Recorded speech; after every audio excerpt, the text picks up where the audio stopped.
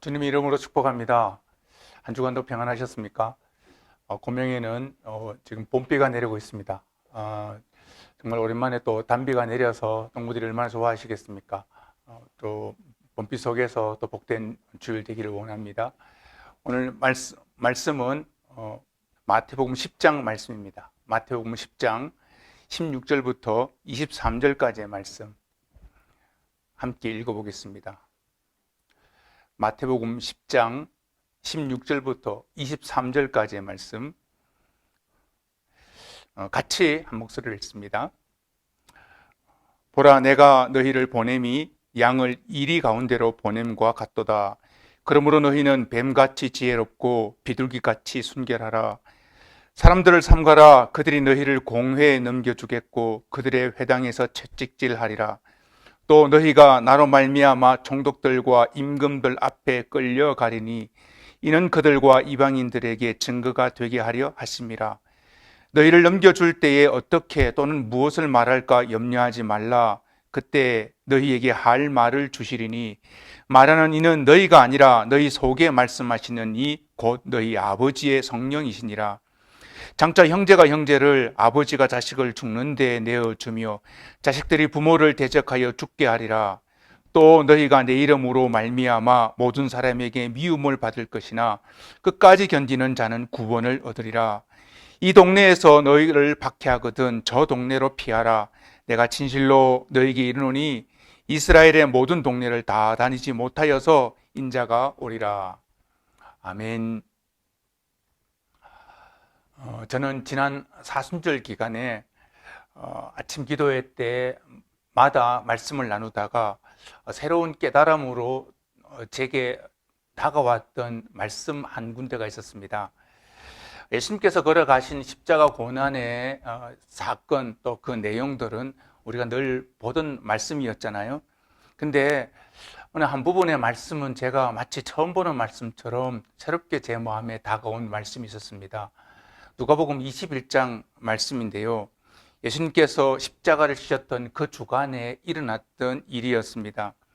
대제사장들과 서기관들과 함께 성전에서 논쟁을 하셨죠. 부활에 대한 문제나 세금에 대한 문제를 진지하게 또 심각하게 그들과 주님이 논쟁을 하셨습니다. 논쟁을 마치고 성전에서 나와서 감람산으로 올라가시는 길에 제자들과 함께 예루살렘 성을 다시 돌아보십니다. 그 예루살렘 성전이 장차 돌 위에 돌 하나도 남겨지지 않고 무너지게 될 것이다. 또 이 땅의 백성들과 그 주민들이 당할 환난과 고통에 대한 징조를 주님께서 제자들에게 말씀해 주시죠. 너희들이 내 이름으로 말미암아 박해를 받을 것이다. 감옥에 넘겨질 것이며 집권자들에게 끌려갈 것이다. 또 너희가 내 이름으로 모든 사람에게 미움을 받을 것이다. 이렇게 말씀하시면서 마지막에 이렇게 말씀하셨어요. 너희의 인내로 너희 영혼을 얻으리라. 너희의 인내로 너희 영혼을 얻으리라. 이 말씀이 제게 새롭게 다가왔습니다. 예수님을 믿고 따르는 길에서 환난이나 고난을 만나게 될 것이나 그 속에서도 끝까지 참고 견디는 사람이 참되고 영원한 생명을 얻게 된다는 말씀이었습니다. 누가 참된 제자의 길을 걷고 있느냐? 그것은 그 사람이 겪는 환난 속에서도 주님이 주신 소망을 끝까지 붙잡고 참고 견디는 삶을 사는 사람, 그 사람이 제자의 길, 참된 제자의 길을 걷는 사람이다 라는 뜻이었습니다. 믿음의 길에 들어선 성도들이 주님을 따르는 제자이기 때문에 참고 또 참아야 하는 것이 얼마나 중요했으면 주님이 십자가를 지시기 직전에 제자들에게 주님은 여러 모양으로 말씀하셨습니다. 누가복음 12장에 비유를 말씀하시죠. 혼인집에 갔다가 밤늦게 돌아오는 집 주인을 기다리는 종의 비유를 말씀하시면서 그러므로 너희도 준비하고 있어라. 생각하지 아니한 때에 인자가 오리라는 말씀을 하십니다. 주인을 맞이하려고 기다렸던 종처럼 주님이 임하실 결산의 날까지 준비된 마음으로 오래 참고 기다릴 것을 비유로 말씀하셨습니다. 뿐만 아닙니다. 누가복음 22장에서는요, 겟세마네 동산에서 예수님이 체포될 때 베드로가 참을 수 없어서 그가 가지고 있는 칼로 대제사장 종 말고의 귀를 잘라버립니다. 그때 주님이 뭐라고 하셨죠? 이것까지 참으라 라고 하시면서 종의 귀를 만져 낫게 해주셨습니다. 예수님께서 이것까지 참으라, 마지막 십자가를 지시는 마지막 전날까지 인내를 제자들에게 말씀해 주신 것입니다. 뿐만 아니죠. 예수님은 친히 인내하는 삶을 십자가 위에서 친히 제자들에게 보여주셨습니다. 십자가에 달린 자신을 향해 많은 사람들이 네가 그리스도가 아니냐, 네가 그리스도이거든, 너를 구원하고 내려와 보라라는 이 사람들의 되풀이되는 조롱 앞에서 주님은 묵묵하셨습니다. 그리고 인내하셨습니다.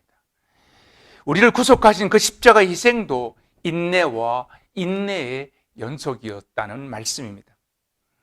예수님께서 제자들에게 인내를 가르쳐 주셨고, 또한 예수님 자신도 인내의 본을 그들에게 보여주셨다는 사실을 성경에서 만날 수 있습니다. 그리고 특별히 제자들에게 십자가 복음을 따르는 그 길에서 인내할 것을 진지하게 말씀해 주셨다는 사실입니다. 지난주 말씀에서 우리가 나누었죠. 부활하신 주님이 제자들을 만나 그들에게 말씀하셨던 중요한 명령들을 살펴보았습니다. 성부 하나님께서 하늘과 땅의 모든 권세를 내게 주셨다. 그러므로 너희는 가서 모든 민족으로 제자를 삼아라. 아버지와 아들과 성령의 이름으로 세례를 베풀어라. 내가 너희에게 분부한 모든 것을 가르치고 지키게 하라. 볼지어다 내가 세상 끝날까지 너희와 항상 함께 있으리라. 우리는 모두는 이 사명을 받았습니다. 이 사명은 부탁이 아니라 주님의 명령이었습니다. 주님은 제자들에게 가라라고 명령하셨습니다. 갈릴레와 같이 소외된 사람이 많은 곳, 목자 없는 양같이 기진에 있는 사람들이 있는 곳, 지치고 버려진 소망 없는 사람들이 구원을 바라고 있는 그곳으로 가라고 말씀하셨습니다. 하지만 그 길은 쉽지 않습니다. 좁은 길이죠. 예수님의 제자가 되어 주님의 제자 삼는 길을 걷는 삶은 결코 쉬운 일이 아닙니다. 박수 받는 길도 아니었습니다. 그래서 주님은 제자들을 부르시고 그들에게 미리 말씀해 주셨던 것입니다. 오늘 본문 16절 말씀이었죠. 보라, 내가 너희를 보냄이 양을 이리 가운데 보냄과 같도다. 그러므로 너희는 뱀같이 지혜롭고 비둘기같이 순결하라. 광야의 이리때 중에 양 한 마리가 보내지는 일, 생각만 해도 끔찍한 일입니다. 마태복음 10장의 앞부분은 제자들을 택하여 부르신 기록되어 있습니다. 제자들을 부르시고 그들에게 너희는 가면서 전파하여 말하되 천국이 가까이 왔다라고 하고 병자들을 고치고 귀신을 쫓아내며 너희가 거저 받았으니 거저 주라는 사명을 주십니다. 그리고 이어서 주신 말씀이 오늘 우리가 읽은 본문의 말씀이었습니다. 제자들을 세상에 보내면서 예수님 마음에는 마치 양을 이리떼 속으로 보내는 것과 같은 느낌이라는 말씀이었습니다. 하나님 나라의 복음을 들고 세상으로 들어가는 제자들을 주님이 보실 때 제자들이 세상의 세력들에 의해 뜯기고 찢기고 도망치지도 못한 채 일방적으로 당할 수밖에 없는 한 마리의 연약한 양으로 보이셨던 것입니다. 지난주일 말씀에도 보았듯이 부활하신 주님이 제자들에게 다시 명령하시기를 그러므로 너희는 가서 모든 민족으로 제자를 삼으라 라고 말씀하셨을 때도 오늘 본문의 말씀을 하셨을 때와 같은 그런 마음이셨을까요? 저는 이런 마음이었다고 생각합니다. 마가복음의 제일 끝부분을 보면 마태복음 28장 말씀과 같은 명령을 주시면서 너희가 뱀을 집어 올리며 무슨 독을 마실지라도 해를 받지 아니할 것이라고 하십니다. 이것은 제자들이 장차 주님의 살아계신 능력으로 사명을 감당하게 될 것을 뜻하기도 하지만 그 반대로 제자의 길을 걸어가면 삶에서 살아있는 뱀을 손으로 집어야 하는 것과 같은 고통, 독을 마시는 것과 같은 핍박을 받게 된다는 말씀이기도 합니다. 그와 같은 고통이나 다른 어떤 핍박 속에서도 반드시 그들과 함께 하시겠다는 약속이었습니다. 그러나 마가복음 말씀에서도 하나님 나라의 복음을 들고 세상 속으로 들어가는 제자들에게 고난이 없을 것이라는 그런 말씀은 하시지 않으셨습니다. 사복음서 전체에 공통적으로 증거되는 말씀에서는 제자로 살아가는 삶에서는 반드시 고난이 분명히 있다라고 말씀하십니다. 마태복음에서는 제자들이 만나게 될 고난을요, 마태복음 7장에서 좁은 문과 좁은 길로 표현되었고요. 마가복음에서는 어떤 독을 마실 수도 있는 고난의 길로 표현되었고, 누가복음에서는 9장이죠. 머리 둘 곳도 없는 나그네의 길로 표현되었습니다. 그리고 요한복음 7장에서는 세상으로부터 미움을 받는 길이요, 세상으로부터 환난을 당하는 삶이라고 그렇게 표현되어 있습니다. 주님을 따르는 길은 이런 고난의 길입니다. 틀림없다는 말이죠. 분명하다는 뜻입니다. 예수님의 제자로 살아가는 길에는 또한 우리가 만나는 이웃을 제자로 삼는 일에는 반드시 이러한 고난의 가시밭길을 걷게 될 것이라는 말씀입니다. 오늘 본문 17절에도 보세요. 세상은 너희를 공회에 넘겨주겠고 회당에서 너희를 채찍질할 것이라고 말씀하십니다. 18절에서는요, 너희가 세상의 통치자들 앞으로 끌려갈 것이라고 말씀하시고요, 19절에서는요, 너희가 재판에 넘겨질 것이라고 말씀하십니다. 또한 21절에서는 형제가 형제를 배반하여 죽게 하고 아버지가 아들을 원수처럼 대하고 자식이 부모를 고발하여 죽게 할 것이며, 22절에서는 너희가 세상 모든 사람들에게 미움을 받게 될 것이라고 말씀하십니다.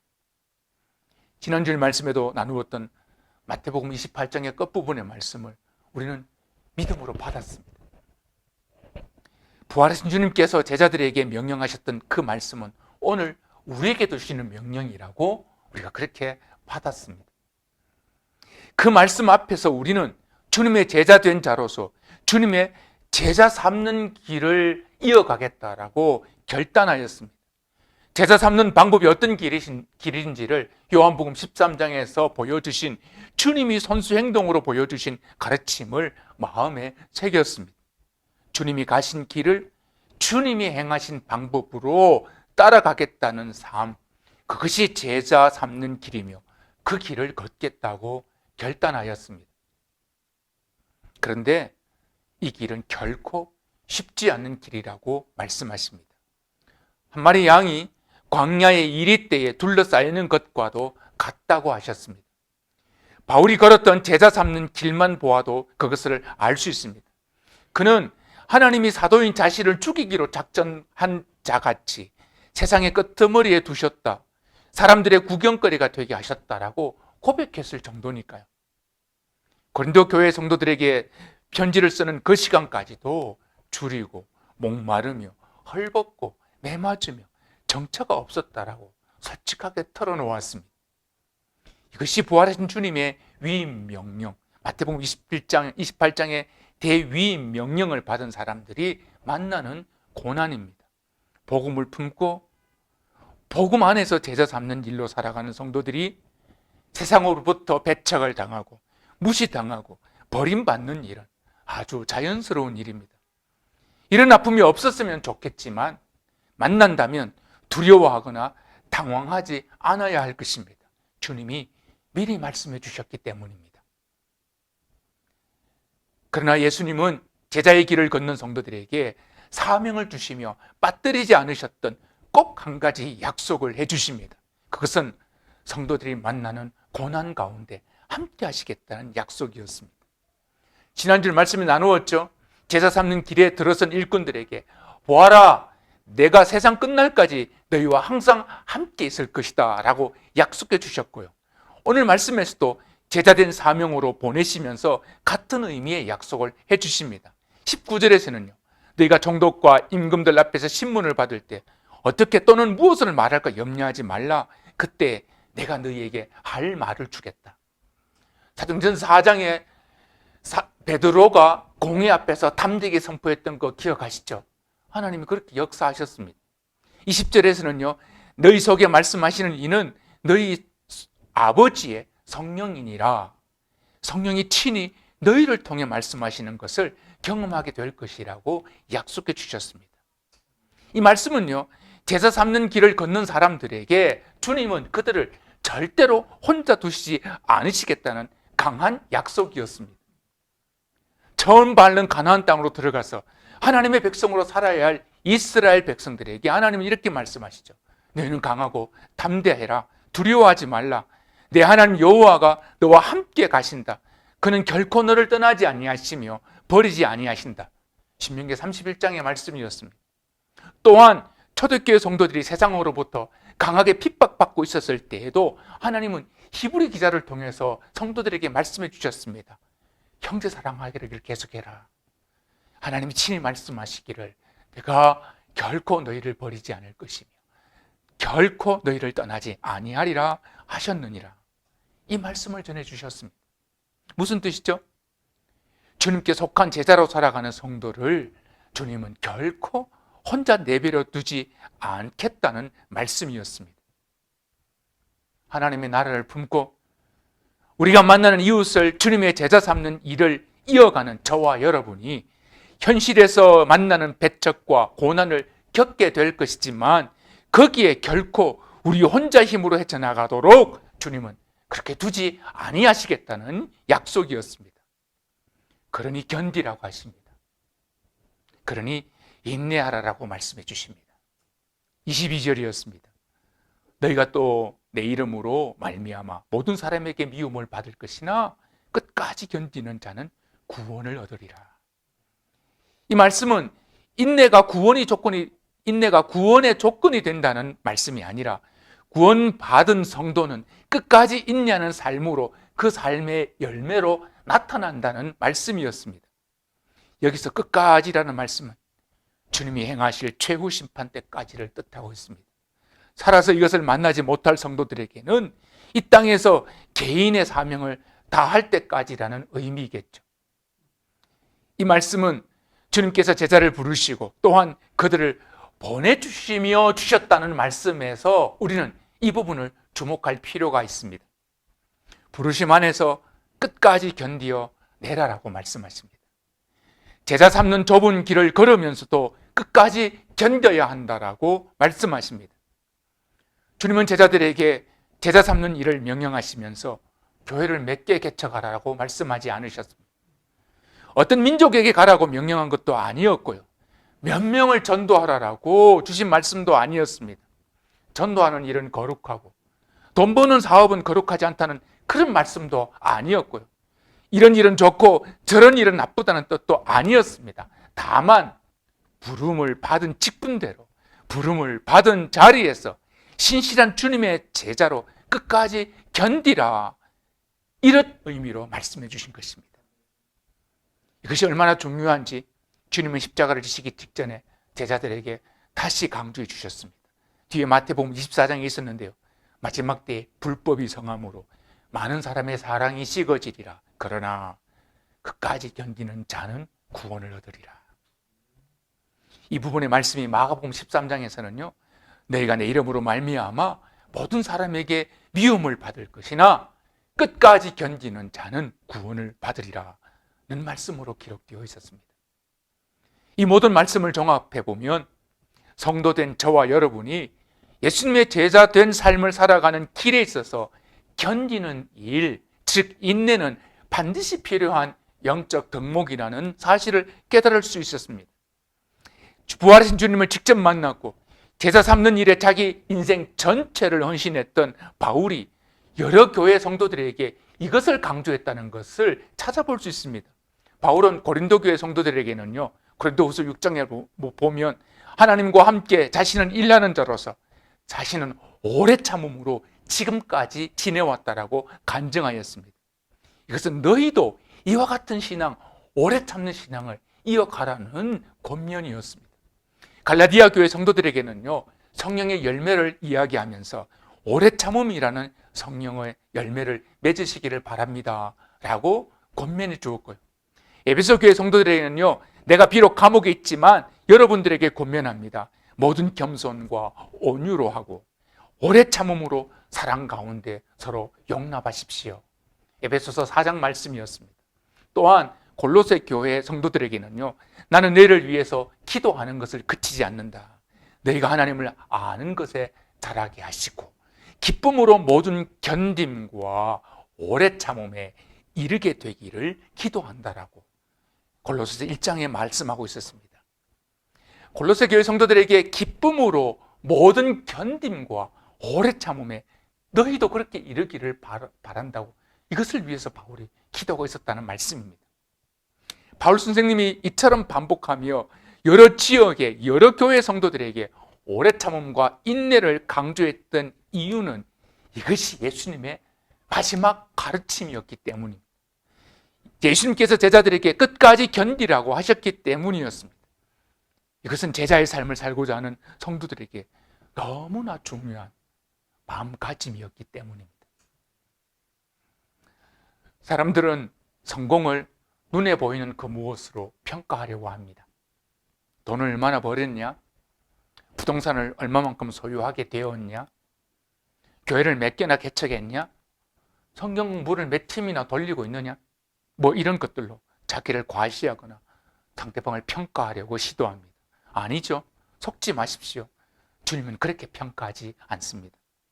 비록 내가 다른 사람들 보기에는 보잘것없는 사업체, 보잘것없는 사역으로 보일지 몰라도 복음을 품은 사람으로 있는 그 자리에서 그리스도의 제자된 삶을 살고 계신다면 견디십시오.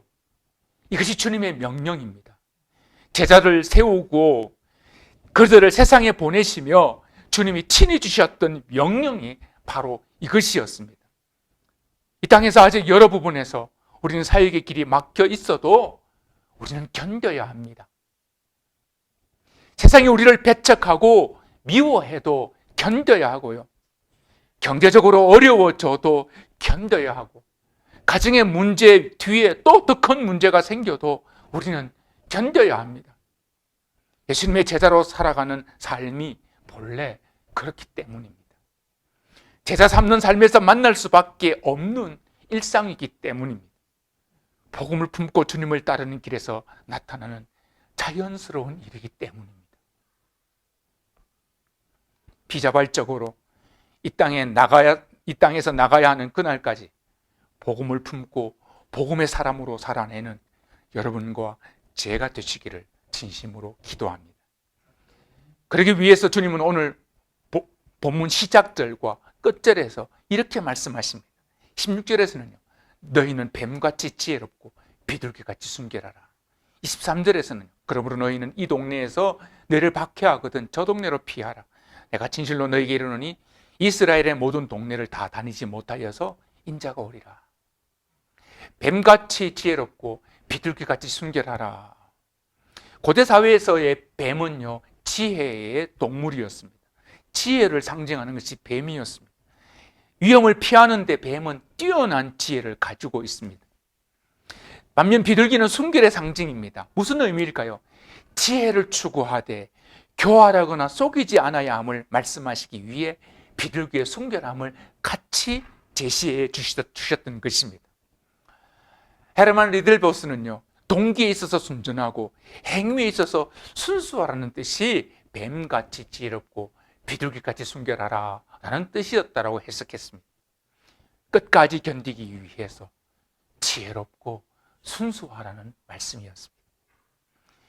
이 동네가 너희를 박해하면 저 동네로 피하라. 다만 예수님의 제자로서의 삶과 제자 삼는 일에서만큼은 멈추지 말아야 한다는 뜻이었습니다.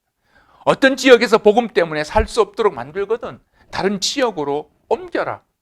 바울은 빌립보에서 핍박을 받고 데살로니가로 갔고요. 데살로니가에서 배척을 받고 골로새로 갔고요. 골로새에서 핍박을 받고 또 고린도로 내려갔습니다. 다만 어디에서 주의 사람으로 살아가든지 복음의 삶은 멈추지 말 것을 여기서 말씀하고 있었던 것입니다. 이스라엘 모든 동네를 다 다니지 못하여 인자가 오리라. 이 말씀은요, 멀지 않았다는 뜻입니다. 인내하고 견디라는 말씀이었습니다. 완악한 유대인들이 끝내 회개하고 돌아가지 않는 어느 때에 재림의 심판이 있을 것이라는 말씀이었습니다. 다시 오겠다는 약속이 강조된 부분이었죠. 그러므로 그때까지 인내하고 견뎌라는 말씀이었습니다. 어떤 모양으로든 우리 인생의 끝은 반드시 있습니다. 그 마지막이 뿌듯하고 자랑스럽기 위해 오늘 제자된 삶을, 또한 오늘의 제자 삼는 삶을 위해 주님을 붙들고 끝까지 견뎌야 할 줄로 믿습니다. 이 길에서 주님은 우리를 절대로 혼자 두지 아니하시겠다고 약속하십니다.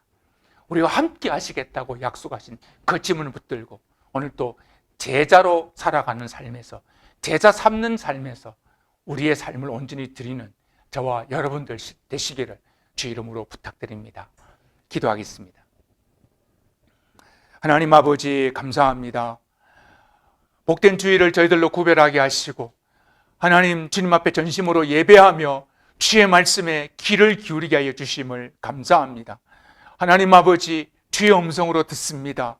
하나님, 우리가 있는 그곳에서 제자로서의 삶을 살아갈 때 끝까지 견디고 인내하는 하나님의 사람이 되게 하여 주시고 하나님의 방법으로 하나님의 뜻 안에서 하나님의 인도하심을 받아 살아가는 우리 모두가 되게 하여 주옵소서.